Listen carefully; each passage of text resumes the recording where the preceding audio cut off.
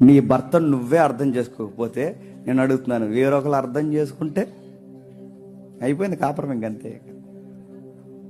నీ దగ్గర దొరికిన ప్రేమ, నీ దగ్గర దొరికిన మనశ్శాంతి, ఇంటికి వచ్చేసరికి నీ దగ్గర దొరికిన నెమ్మది వేరొక దిక్కున దొరికితే నీ కాపురం ఏమవుద్ది?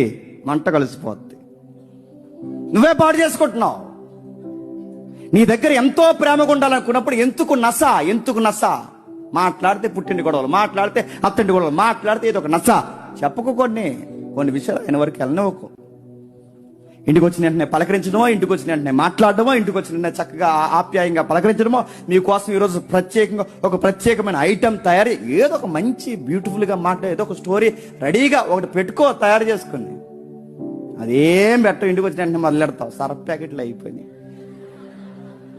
టైట్ కూడా అయిపోయింది అందట. ఆడి సికాకు వచ్చేది ఇంటికి వచ్చిన సర్ఫ్ ప్యాకెట్లు అన్నదంటే, నీ సర్ఫ నీ సౌడు నువ్వు బాగా అడ్డాడు. శాలరీ పడక నేను ఎడుతున్నా సర్ఫ్ ప్యాకెట్లు అంటావు నువ్వు అంటాడు.